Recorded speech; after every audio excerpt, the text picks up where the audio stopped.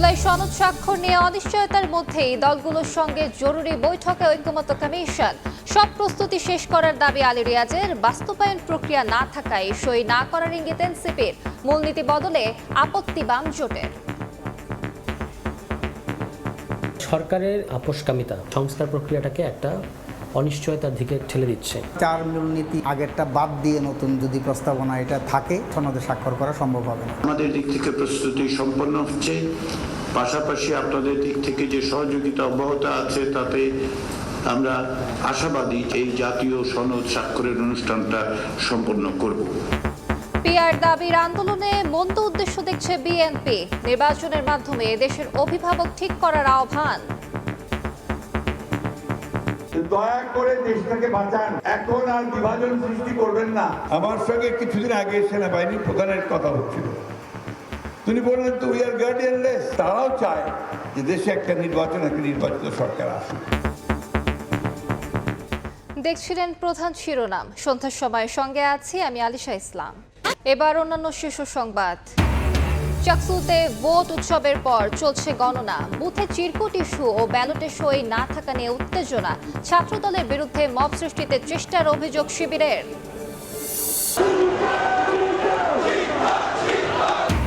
কাল যমুনা অভিমুখে পদযাত্রার ঘোষণা দিয়ে শাহবাগ মোড় ছাড়লেন এমপি ও শিক্ষকরা। আবারও শহীদ মিনারে অবস্থান, 3 দফা আদায় না হওয়া পর্যন্ত রাজপথে থাকার হুঁশিয়ারি।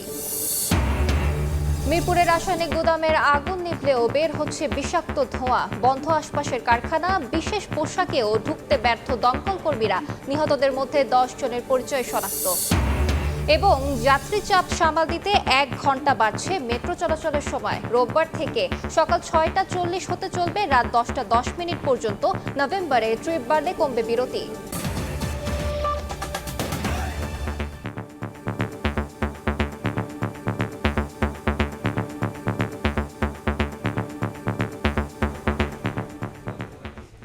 জুলাই সনদ স্বাক্ষর অনুষ্ঠানকে কেন্দ্র করে রাজনৈতিক দলগুলোর সঙ্গে বৈঠকে বসেছেন জাতীয় ঐকমত্য কমিশনের সভাপতি ও প্রধান উপদেষ্টা ডক্টর মোহাম্মদ ইউনূস। সন্ধ্যা 6টার দিকে শুরু হওয়া বৈঠকে যোগ দিয়েছেন কমিশনের সব সদস্য। অতি জরুরি এই বৈঠকের সূচনা বক্তব্যে কমিশনের সহসভাপতি অধ্যাপক আলী রিয়াজ জানান, জুলাই সনদ স্বাক্ষরের জন্য শতভাগ প্রস্তুতি সম্পন্ন করেছে কমিশন। 17 অক্টোবর জুলাই সনদে সব দল স্বাক্ষর করবে বলেও আশাবাদ জানান তিনি। এ সময় নিজেদের পর্যবেক্ষণ তুলে ধরেন রাজনৈতিক দলের নেতারা। আমরা এটাও লক্ষ্য করেছি গত কাল এবং আজকে কিছুটা বিভ্রান্তি, কিছু তথ্য এদিক সেদিক প্রচারিত হয়েছে। অনেক রাজনৈতিক দলের নেতারা আমাদের সঙ্গে যোগাযোগ করেছেন, অনেক সাংবাদিকরাও যোগাযোগ করেছেন, কিন্তু আমি জাতীয় ঐকমত্য কমিশনের পক্ষ থেকে সুস্পষ্টভাবে বলতে চাই যে আমাদের দিক থেকে প্রস্তুতি সম্পন্ন হচ্ছে, পাশাপাশি আপনাদের দিক থেকে যে সহযোগিতা অব্যাহত আছে তাতে আমরা আশাবাদী যে একটি আনন্দঘন পরিস্থিতির মধ্য দিয়েই আমরা এই জাতীয় সনদ স্বাক্ষরের অনুষ্ঠানটা সম্পন্ন করব। এই মুহূর্তে রাজধানীর ফরেন সার্ভিস একাডেমির সামনে আছেন রিপোর্টার হাসান ওয়ালি। যাচ্ছি তার কাছে। ওয়ালি, প্রধান উপদেষ্টা ডক্টর মোহাম্মদ ইউনূসের সভাপতিত্বে জাতীয় ঐকমত্য কমিশনের বৈঠকটি চলছে, যেখানে প্রায় 30টি রাজনৈতিক দল এর মধ্যে অংশ নিয়েছেন। গত 8 তারিখ সবশেষ বৈঠকটি অনুষ্ঠিত হয় ঐকমত্য কমিশনের। সেদিন ঐকমত্য কমিশনের পক্ষ থেকে বলা হয়েছিল শেষ বৈঠক আনুষ্ঠানিকভাবে, কিন্তু আসলে আবারও আজকে বৈঠক অনুষ্ঠিত হচ্ছে। পরশুদিন জুলাই সনদে রাজনৈতিক দলগুলো স্বাক্ষর করার কথা রয়েছে। জাতীয় সংসদের দক্ষিণ প্লাজা সেই অনুষ্ঠানটি করার প্রস্তুতি নিচ্ছে সরকার। এরই মধ্যে আজকে এই বৈঠকটি অনুষ্ঠিত হচ্ছে। প্রধান উপদেষ্টা ডক্টর মোহাম্মদ ইউনূস উপস্থিত রয়েছেন। এখন তিনি ফরেন সার্ভিস একাডেমির ভেতরে রয়েছেন, যেখানে বিএনপির স্থায়ী কমিটির সদস্য সালাউদ্দিন আহমদ, জামায়াতে নায়েবে আমির সৈয়দ আব্দুল্লাহ মোহাম্মদ তাহের, এনসিপি সদস্য সচিব আখতার হোসেন সহ বিভিন্ন রাজনৈতিক দল যারা দীর্ঘ সময় ধরে আসলে বৈঠকের মধ্য দিয়ে সংস্কার কার্যক্রমকে এগিয়ে নিয়ে গেছেন এবং একটি ঐকমত্যের মধ্য দিয়ে একটি জুলাই সনদ তারা প্রস্তুত করেছেন, সরকার প্রস্তুত করেছে, যেখানে নোট অফ ডিসেন্ট আছে বেশ কিছু রাজনৈতিক দলের। দলের, তারপরেও আসলে সব রাজনৈতিক দল সেখানে স্বাক্ষর করার জন্য আসলে আগ্রহ প্রকাশ করেছেন। কিন্তু এখন মূল বিপত্তি যেটি বেঁধেছে আসলে কোন প্রক্রিয়া আসলে এটি বাস্তবায়িত হবে সেটি নিয়ে, অর্থাৎ জুলাই সনদ নিয়ে আসলে সেটি গণভোটে যাওয়ার ব্যাপারে সব রাজনৈতিক দল একমত হলেও কিন্তু গণভোটের সময়সীমা নিয়ে মতপার্থক্য রয়েছে। সাংবিধানিক আদেশ হবে নাকি অধ্যাদেশ হবে সেটি নিয়ে এক ধরনের মত পার্থক্য রয়েছে। জামায়াত সহ এনসিপি সহ বিভিন্ন রাজনৈতিক দলের পক্ষ থেকে দাবি ছিল যে বাস্তবায়ন প্রক্রিয়া জানানোর মধ্য দিয়ে যাতে করে জুলাই সনদ স্বাক্ষর অনুষ্ঠিত হয়, সেটি এখন পর্যন্ত ঐক্যমত্য কমিশনের পক্ষ থেকে দেওয়া হয়নি এবং সবশেষ যেই খসড়া দেওয়া হয়েছে সেই খসড়াতেও বাস্তবায়ন প্রক্রিয়া উল্লেখ নেই। সেসব নিয়ে কিন্তু এক ধরনের ক্ষোভ রয়েছে রাজনৈতিক দলগুলোর। এর মধ্যেই আসলে আজকের এই বৈঠকটি অনুষ্ঠিত হচ্ছে। সরাসরি যুক্ত ছিলাম রাজধানীর ফরেন সার্ভিস একাডেমির সামনে। এদিকে কয়েকটি দলের ভিন্ন মতে জুলাই সনদ স্বাক্ষর নিয়ে দেখা দিয়েছে অনিশ্চয়তা। অঙ্গীকারনামায় বাস্তবায়ন প্রক্রিয়া না থাকায় সই না করার ইঙ্গিত দিয়েছে এনসিপি। অন্যদিকে সংবিধানের মূলনীতি বহাল না থাকলে স্বাক্ষর করবে না বাম গণতান্ত্রিক জোটও।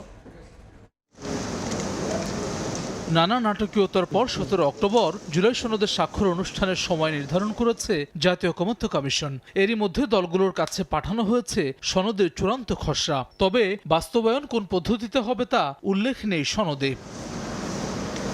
তৃতীয় দফায় রাজনৈতিক দলগুলোর সঙ্গে 5টি বৈঠকে বাস্তবায়ন প্রক্রিয়া নিয়ে ঐকমত্যে পৌঁছানোর চেষ্টা করে কমিশন। তবে গণভোট কবে হবে, আদেশ নাকি অধ্যাদেশ, নোট অব ডিসেন্টের ভাগ্য কি হবে, এমন নানা প্রশ্নে অনৈক্যেই শেষ হয় বৈঠক।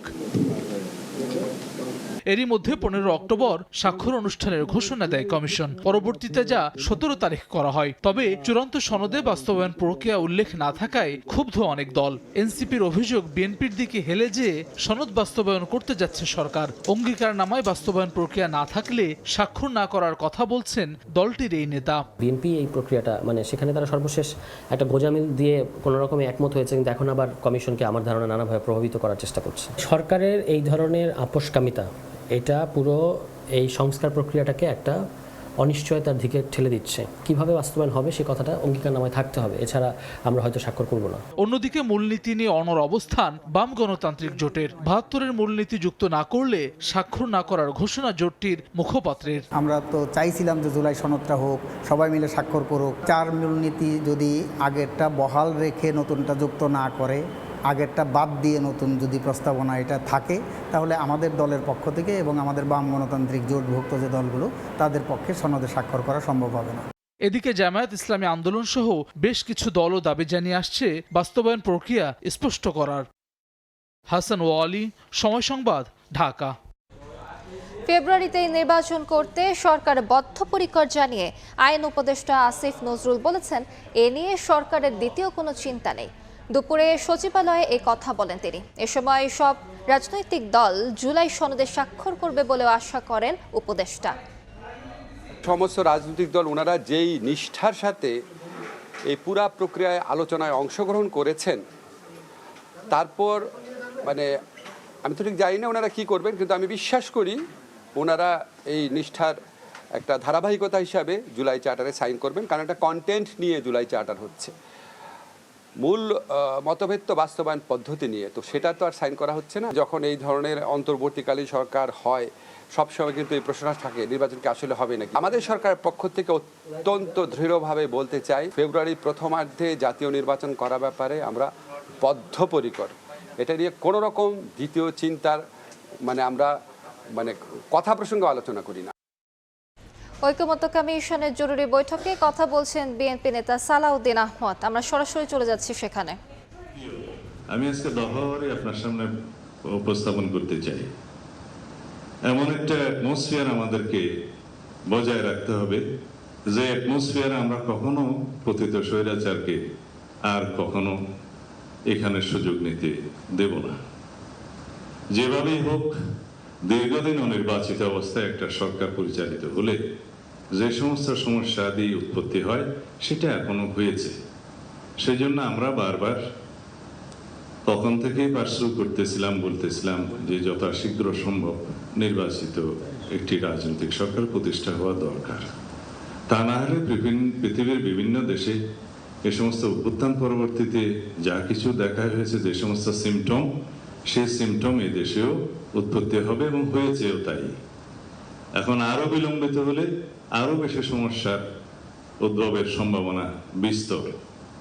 জুলাই জাতীয় সনদ প্রণীত হয়েছে, প্রায় স্বাক্ষরের জন্য অপেক্ষায় আছি। এখানে যে সমস্ত বিষয়ে নোট অফ ডিসেন্ট দেওয়া হয়েছে, সেই বিষয়গুলো নোট অফ ডিসেন্ট দেওয়ার জন্য তো মাননীয় উপদেষ্টা আপনি ঐক্যমত্য কমিশনের সকল রাজনৈতিক দলের সাথে আলোচনা করেছেন। যদি এখানে কোনো নোট অফ ডিসেন্ট নাই দেওয়া হতো, কিছু কিছু বিষয় অনৈক্য নাই হতো, তাহলে জাতীয় ঐক্যমত্য কমিশন থেকে যে সমস্ত প্রস্তাব দেয়া হতো সবাই একমত হয়ে যেতাম, আর কোনো আলোচনার প্রয়োজন ছিল না। সমস্ত প্রস্তাবে যদি সবাই একমত হতো, আপনাদের আমরা, তাহলে দীর্ঘ এই 12 মাস পর্যন্ত আমাদের এই চর্চার প্রয়োজন হতো না মাননীয় উপদেষ্টা।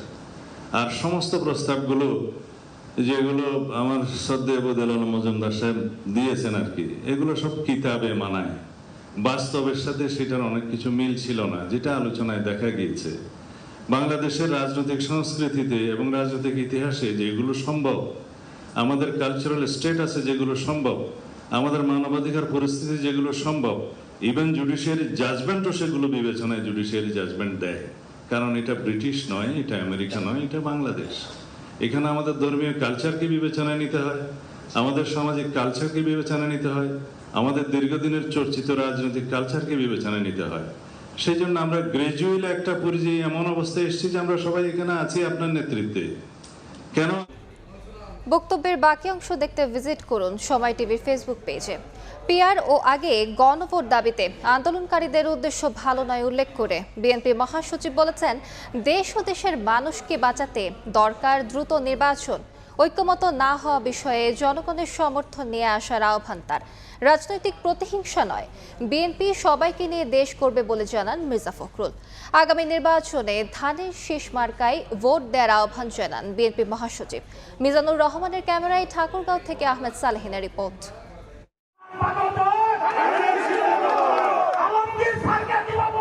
এক ইউনিয়ন থেকে অন্য ইউনিয়ন ছুটে বেড়াচ্ছেন উত্তরের জনপদ ঠাকুরগাঁওয়ের বিভিন্ন প্রান্ত। আগামী জাতীয় নির্বাচনে ধানের শীষের পক্ষে ভোট টানতে নিজ সংসদীয় আসনে গণসংযোগে বিএনপি মহাসচিব মির্জা ফখরুল ইসলাম আলমগীর বুধবার সকালে ঠাকুরগাঁও 1 আসনের গড়েয়া সহ বিভিন্ন ইউনিয়নের মানুষের সঙ্গে মতবিনিময় করেন তিনি।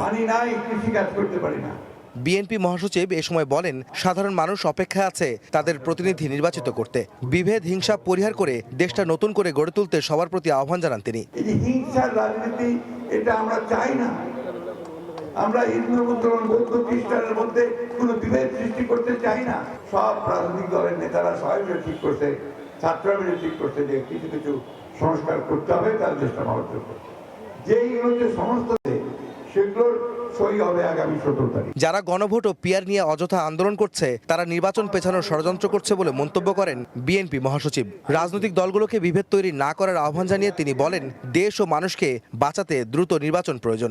দয়া করে দেশটাকে বাঁচান, এখন আর বিভাজন সৃষ্টি করবেন না। পিআরের কথা আমরা আলোচনা করি, তর্ক বিতর্ক করি, সেটা পার্লামেন্টে গিয়ে করি। দয়া করে নির্বাচনটা তাড়াতাড়ি হতে দেন, এই মানুষগুলো বাঁচুক। এদিকে আলাদা এক মতবিনিময়ে মির্জা ফখরুল বলেন, ব্যবসায়ী থেকে শুরু করে সেনাবাহিনীও নির্বাচনের মাধ্যমে দেশের অভিভাবক চায়। আমার সঙ্গে কিছুদিন আগে সেনাবাহিনীর প্রধানের কথা হচ্ছিল, তিনি বললেন তো উই আর গার্ডিয়ানলেস।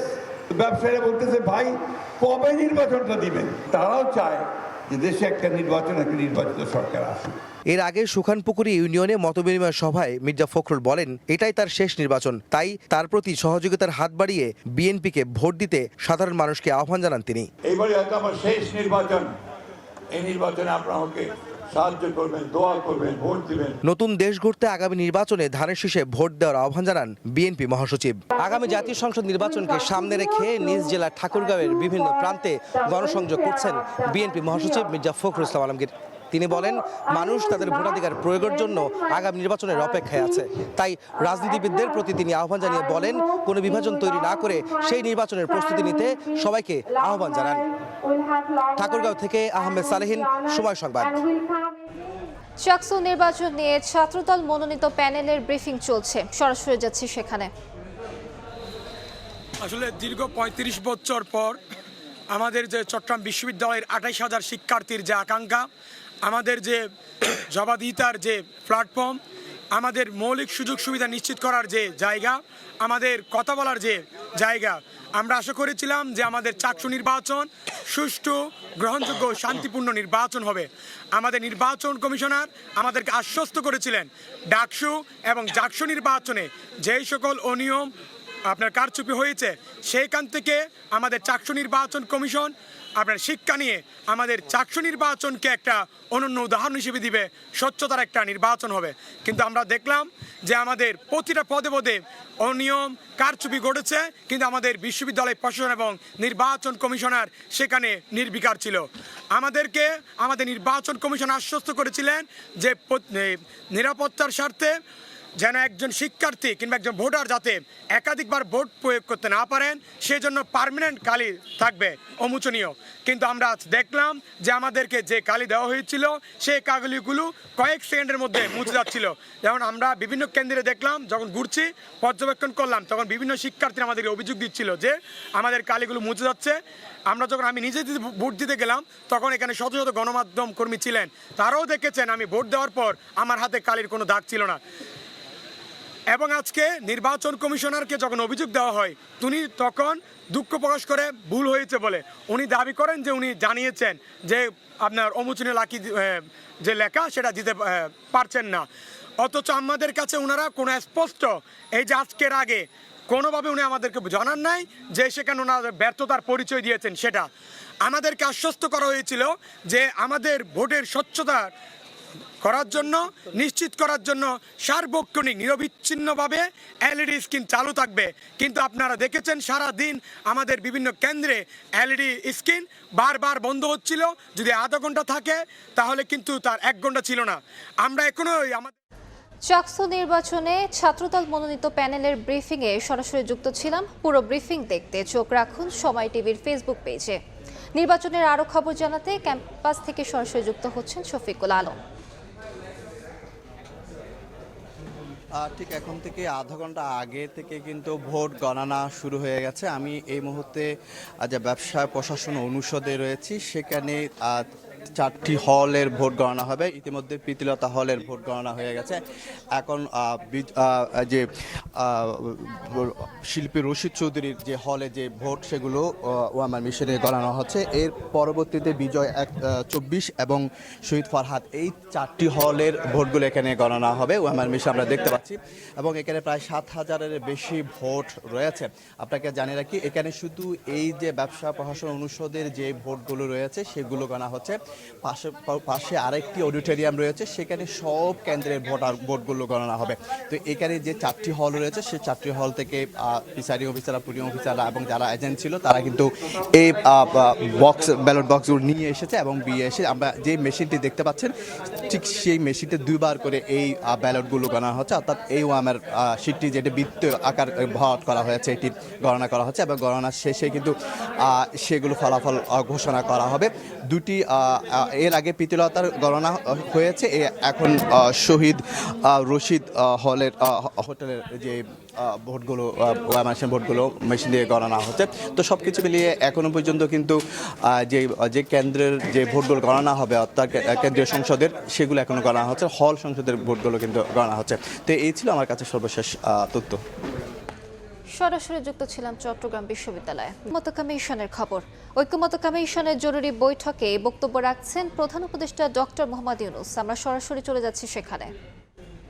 উত্থানের এটাই আমার মনে হয় পরবর্তী অধ্যায় সঠিকভাবে রচিত হলো। এর আর কোনোভাবে রচনা করা এটা সম্ভব ছিল না। যে অধ্যায় ওইখান থেকে আমরা কোথায় যাচ্ছি সেই সংস্কারের কথা যে আমরা মুখে বলে যাচ্ছিলাম, আপনারা সেই সংস্কার প্রকৃতপক্ষে কি সংস্কার হবে সেটা করে দেখিয়ে দিয়েছেন।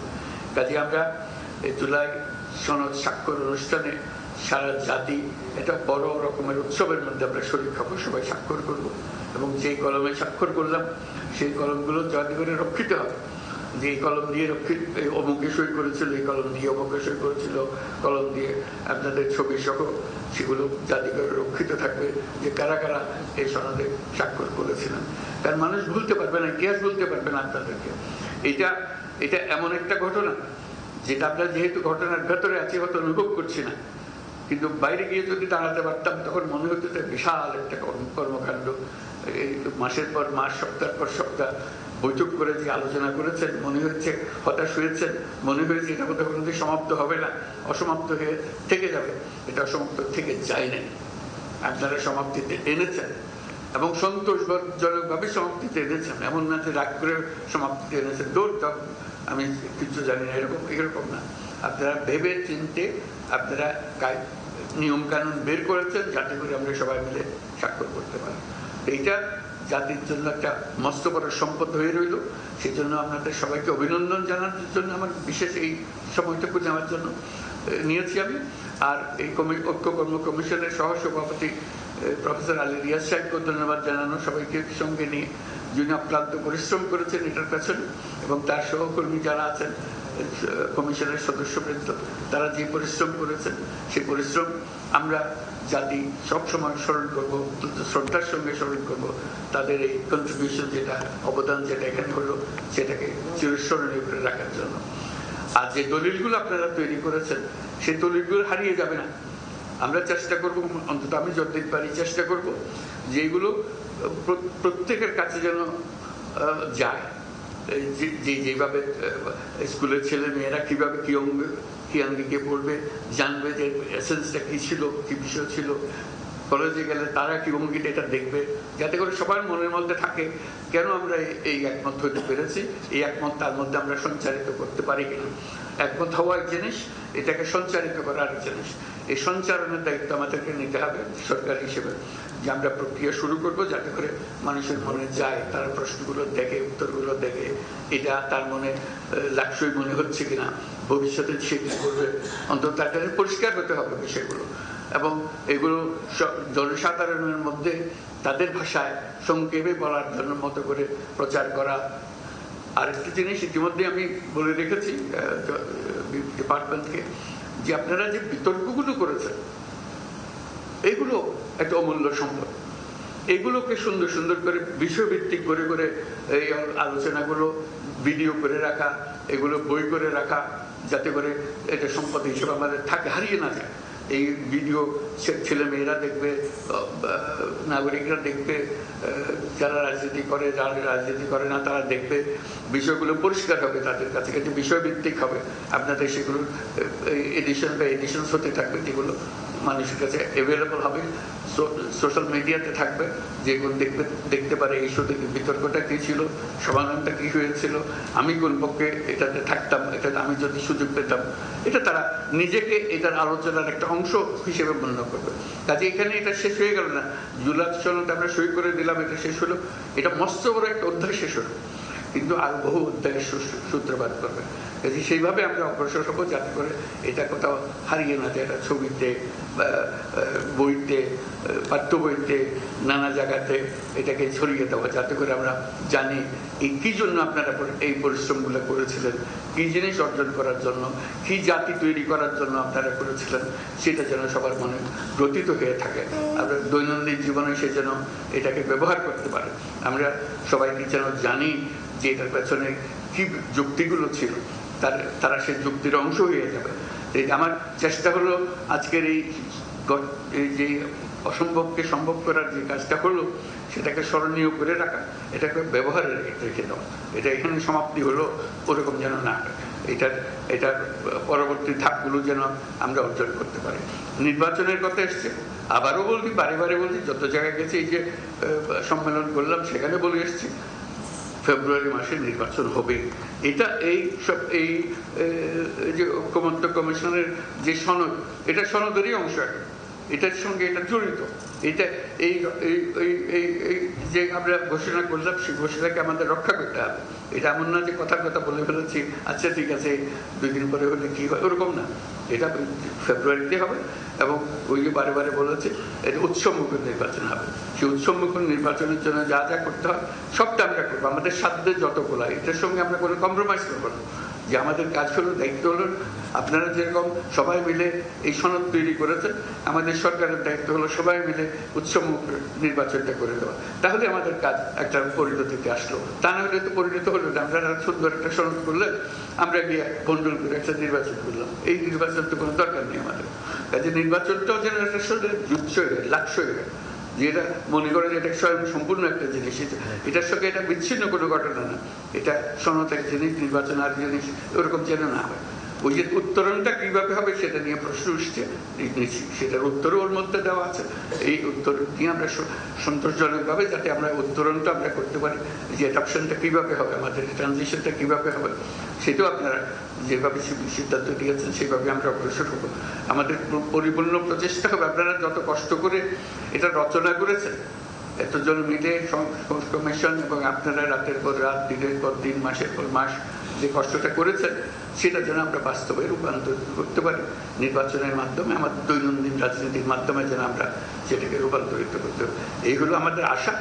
আগামী শুক্রবারে আমরা সেই আশাকে সারা জাতির সামনে নিয়ে আসবো। আজকে যে আশাগুলো আপনারা যে বক্তব্যের মাধ্যমে প্রকাশ করলেন, সেটা সারা জাতির মধ্যে ছড়িয়ে দিতে হবে। সেই জন্যই অনুষ্ঠানটা করার সময় জাতির সামনে আপনাদের কষ্টটা যেন তারা জানে, এর ভেতরে কি আছে তারা যেন মনে রাখে। কারণ এটা শুধু গুটিগত রাজনৈতিক নেতার বিষয় না, এটা সারা জাতির বিষয়। জাতির মধ্যে এটা সঞ্চারিত করে দেওয়ার জন্যই আমাদের এই অনুষ্ঠানটা করা। সেখানে আমরা উৎসবমুখরভাবে সেখানে যাব এবং এই দলিলে সই করব এবং উৎসব করব, সবাই সারা জাতি এটা শরীক হবে। এই শুধু আপনারা তাদের সামনে সারির মানুষ যারা প্রকৃত সই করছেন, সারা দেশের মানুষ চিন্তার মধ্যে, তাদের ভাবনার মধ্যে আপনাদের সঙ্গে সই করছে, সারির উপস্থিত থাকছি, সবাই আপনাদের সঙ্গে উপস্থিত থাকবে এবং জাতির জন্য এটা স্মরণীয় ঘটনা হয়ে থাকবে। সেই জন্য এই যে জিনিস করে দিতে পেরেছেন, সেই জন্য আমার পক্ষ থেকে আপনাদেরকে ব্যক্তিগতভাবে ধন্যবাদ জানানো এবং সরকারের পক্ষ থেকে ধন্যবাদ জানানো আজকের অনুষ্ঠানে। এটাই আমার আকুতি ছিল, বলছিলাম একটা শুধু কয়েক মিনিট সময় দিও, আমি একটু ধন্যবাদ জানাতে চাই। আমি এটা আন্তরিকভাবে বলছি, আমি আপনাদের কাছে অত্যন্ত কৃতজ্ঞ। এটা না হলে এটা কাজটা এলোমেলো হয়ে যেত। আমরা এখন এলোমেলো না করে এটাকে সুশৃঙ্খলভাবে করতে পেরেছি এবং সুন্দরভাবে করতে পেরেছি। আপনারা সেটা খুব আমার চেয়ে অনেক সুন্দরভাবে প্রকাশ করেছেন। এটা সারা জাতি অনুভব করে, কেউ আশা করে নাই যে সত্যি সত্যি এটা হবে। আমি যতজনের কাছে বলে কেন এসে তামাশা লাগাই রাখছেন ওকে, তা বলে বুঝলেন একটা না একটা কিছু তো হবেই। ওরা তো আলোচনা করছে, আলোচনা ছেড়ে তো চলে যায়নি কেউ। আলোচনা ছেড়ে চলে যেত বুঝতাম যে এটা অগ্রসর হতে পারছে না। আর আলোচনায় যতদিন আছে আমি আশা রাখছি যে এটা পরিণতি হবে। কোনো সময় মনে হচ্ছে না, এটা বলতে কিছুই হবে না। আমরা দেখো কিছু একটা বের হবে এটার থেকে। সবাই যেন মিটিংয়ে আসছেন, সমাবেতে আসছেন, কথা বলছেন এবং কেউ ফেলে দিচ্ছেন না, কোনো কথা রাগ করে বসে থাকছেন না, এটা একটা পরিণতি হবে। আজকে আমার নিজের কাছে অত্যন্ত আনন্দ লাগছে যে এটা পরিণতিতে এসছে। এই উৎসবটা আমরা শুক্রবারে করব, সেটার জন্য অগ্রিম ধন্যবাদ জানিয়ে যাচ্ছি এবং আমরা সবাই মিলে সেদিন যেন উৎসবটা করতে পারি। আমার পক্ষ থেকে, বাংলাদেশ সরকারের পক্ষ থেকে আপনাদের সবাইকে ধন্যবাদ জানাই, আর কমিশনের পক্ষ থেকে ধন্যবাদ জানাই যে এই কাজটা সুসম্পন্ন করার জন্য। এই আমার বক্তব্য। তো অসংখ্য ধন্যবাদ। ঐকমত্য কমিশনের জরুরি বৈঠকে বক্তব্য রাখছিলেন প্রধান উপদেষ্টা ডক্টর মোহাম্মদ ইউনূস। আমরা সরাসরি যুক্ত ছিলাম সেখানে। সন্ধ্যার সময় আরো থাকছে। নতুন করে সংঘাতে জড়িয়েছে পাকিস্তান আফগানিস্তান। উত্তর পশ্চিম সীমান্তে আবারও গোলাগুলি। পাক বাহিনীর হামলায় নিহত 15, আহত শতাধিক, দাবি তালেবান সরকারের। সন্ধ্যার সময় দেশের বাইরের খবর। 48 ঘন্টার যুদ্ধবিরতিতে সম্মত হয়েছে পাকিস্তান ও আফগানিস্তান। বুধবার এক বিবৃতিতে পাকিস্তানের পররাষ্ট্র মন্ত্রণালয় বিষয়টি নিশ্চিত করে। এর আগে মঙ্গলবার রাতে নতুন করে সংঘাতে জড়ায় পাকিস্তান আফগানিস্তান। দেশ দুটির উত্তর পশ্চিম সীমান্তে গোলাগুলি হয়। পাক সেনাবাহিনীর হামলায় অন্তত 15 বেসামরিক নাগরিক নিহত হয়েছেন বলে দাবি করেছে তালেবান সরকার। আহত হয়েছেন শতাধিক মানুষ। সময় খেলার খবর। এএফসি এশিয়ান কাপ বাছাইয়ে হংকংয়ের বিপক্ষে অ্যাওয়ে ম্যাচে ড্র করায় আক্ষেপে পড়ছেন জামাল ভুঁইয়া। দলের পারফরমেন্স নিয়ে খুব বেশি অসন্তোষ না থাকলেও রক্ষণ ভাগের ফুটবলারদের কর্মকাণ্ডে ক্ষোভ ঝাড়লেন অধিনায়ক। ডিফেন্স লাইন মেবি কিছু মিসআন্ডারস্ট্যান্ডিং ছিল। ওরা অফকোর্স ওরা বেস্ট ট্রাই করছে, বাট অফকোর্স ফার্স্ট ম্যাচ 4টা গোল রিসিভ করছি আমরা, এটা ইটস নট অ্যাকসেপ্টেবল। নেক্সট ম্যাচটা ইন্ডিয়ার সাথে, সাপোর্টার আছে, ফ্যামিলি আছে, ফ্রেন্ডস আছে, ওর জন্য আমরা খেলবো। এই ছিল সন্ধ্যার সময়। জনপদের সময় নিয়ে আসছি কিছুক্ষণ পর। সঙ্গে থাকুন সবাই।